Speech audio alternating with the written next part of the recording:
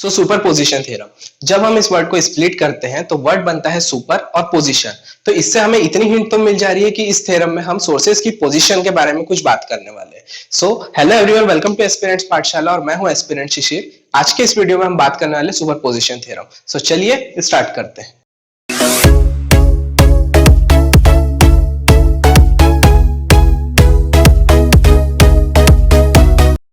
To get the more updates of this channel, click the subscribe button and press the bell icon. सो इस theorem को हम हमारे KCL और KVL की तरह नहीं बल्कि उसको थोड़ा सा रिवर्स करके समझते हैं। सो इस थ्योरम को समझने से पहले आप इस एग्जांपल को समझ लीजिए। सो इस एग्जांपल में आपको एक सर्किट गिवन है जिसमें R1, R2 और R3 रेजिस्टर लगे हुए हैं और V1, V2 are the source voltage, और आपको बोला है कि आप कैलकुलेट करिए I करंट जो कि R1 रेजिस्टर में से फ्लो हो रहा है। ठीक है, तो हम इसमें सुपरपोजिशन थ्योरम अप्लाई कैसे करेंगे? तो सुपरपोजिशन थ्योरम बहुत सिंपल है, करना कुछ नहीं होता है। यहाँ पे सिर्फ आपको तीन नियम है, तीन रूल है जिसको फॉलो करना है। पहला रूल कि आप एक टाइम पे एक ही सोर्स को कंसिडर करोगे। जब आप V1 को कंसिडर कर रहे हो तब आप V2 को रिप्लेस कर दोगे उसके इंटरनल इम्पीडेंस से। इंटरनल इम्पीडेंस मतलब क्या होता है कि जैसे अगर वोल्टेज सोर्स है तो वो शॉर्ट सर्किट हो जाएगा, करंट सोर्स है तो वो ओपन सर्किट हो जाएगा। ठीक है, इसका हम आगे एप्लीकेशन समझते हैं। जैसे कि आपको ये सर्किट गिवन है, अगर हमें इसमें से आई करंट को R1 में से जो आई करंट फ्लो हो रहा है उसकी वैल्यू अगर हमें कैलकुलेट करना है तो हम क्या करेंगे, दो केस देखेंगे। फर्स्ट केस में हम क्या करेंगे कि V1 को कंसिडर करेंगे और V2 को क्या कर देंगे, रिप्लेस कर देंगे। किससे रिप्लेस करेंगे? उसको रिप्लेस करेंगे हम शॉर्ट सर्किट से, यानी उसके इंटरनल इम्पीडेंस मतलब शॉर्ट सर्किट से।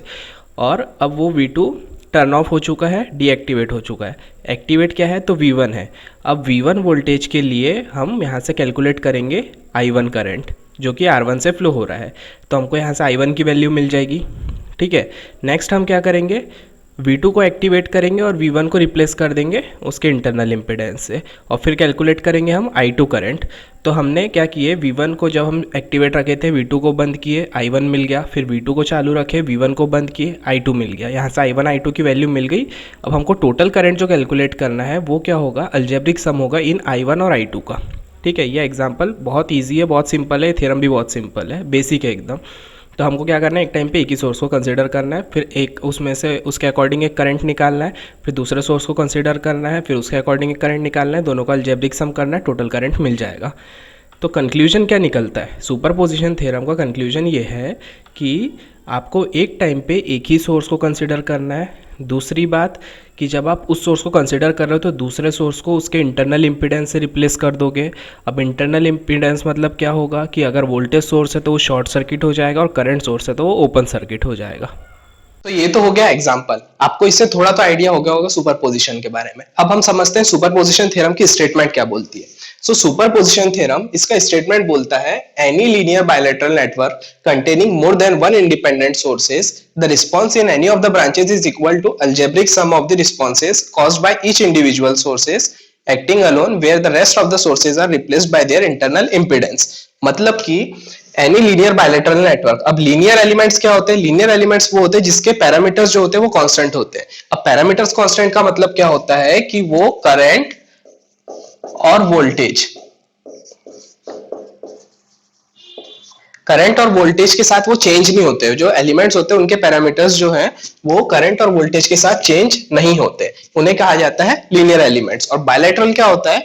बायलैटरल वो होता है कि अगर मैं सपोज इस सोर्स को बंद करूं और इस सोर्स की बात करूं, सिर्फ कंसीडर करूं, तो जब हम इस सोर्स से इस डायरेक्शन में जाएं या इस सोर्स से इस डायरेक्शन में जाएं, दोनों ही केस में उसकी प्रॉपर्टीज और कैरेक्टरिस्टिक सेम रहेगी।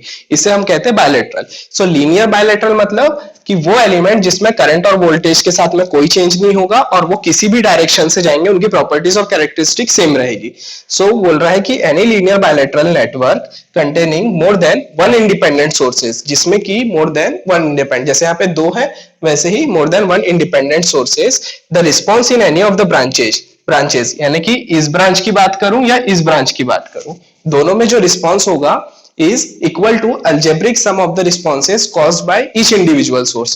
मतलब कि अगर मैं इस सोर्स की बात करूं और इसको हटा दूं तो इसमें से जो रिस्पॉन्स हो रहा है इस ब्रांच के एलिमेंट में, वही जब मैं इस सोर्स को कंसीडर करूंगा और सपोज अगर इस सोर्स से कंसीडर किया दैट इज I1, इस सोर्स से किया दैट इज I2, तो जो रिस्पॉन्स होगा वो इनका अलजेब्रिक सम होगा, यानी टोटल करंट इसमें से जो फ्लो हो रहा है वो इन दोनों का सम होगा, ठीक है, that is the algebraic sum of the responses caused by each individual source acting alone, where the rest of the sources, यानी अगर इसको कंसीडर कर रहा हूं तो दूसरे बचे हुए जो भी सोर्स रहेंगे are replaced by their internal impedance. अब इंटरनल इंपीडेंस मतलब कि अगर वोल्टेज है तो वो क्या हो जाएगा, शॉर्ट सर्किट, और अगर करंट सोर्स है तो वो हो जाएगा ओपन सर्किट, ठीक है, जो करंट सोर्स है वो हो जाएगा ओपन सर्किट।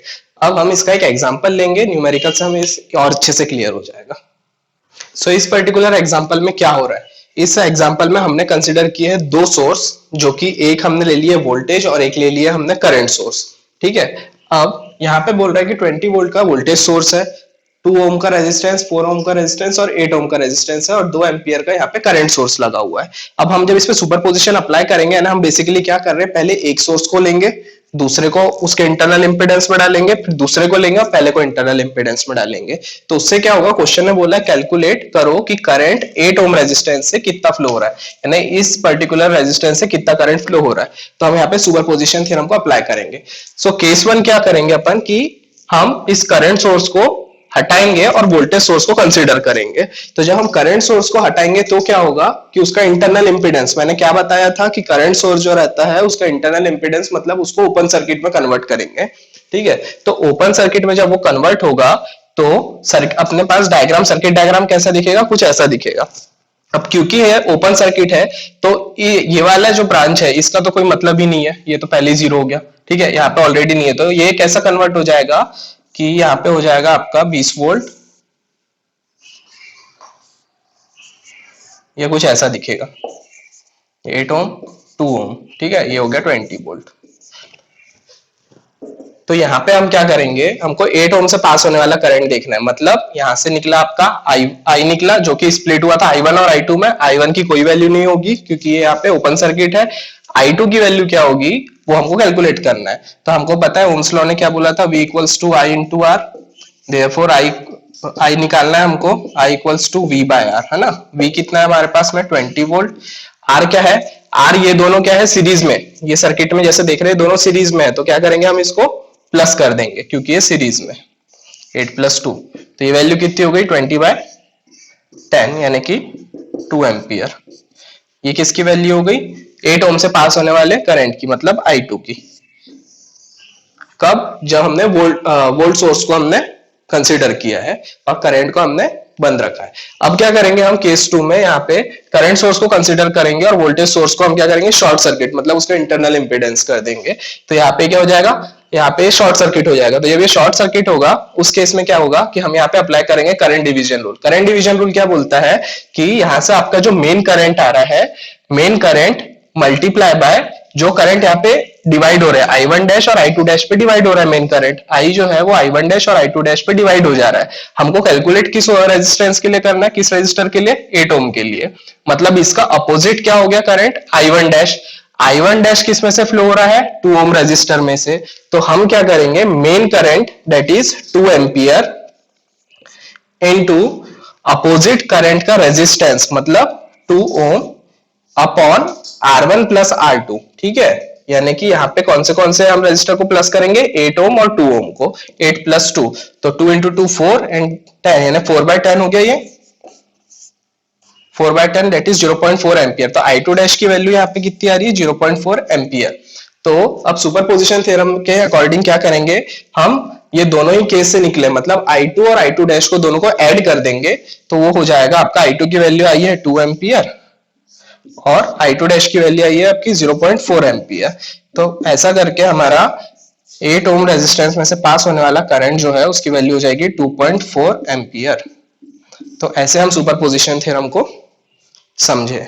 सो ये था आज के लिए, मिलते हैं नेक्स्ट वीडियो में। तब तक के लिए लाइक करिए, शेयर करें, सब्सक्राइब करें और आपको ये वीडियो कैसा लगा कमेंट सेक्शन में कमेंट करके हमें बताइए। Good bye.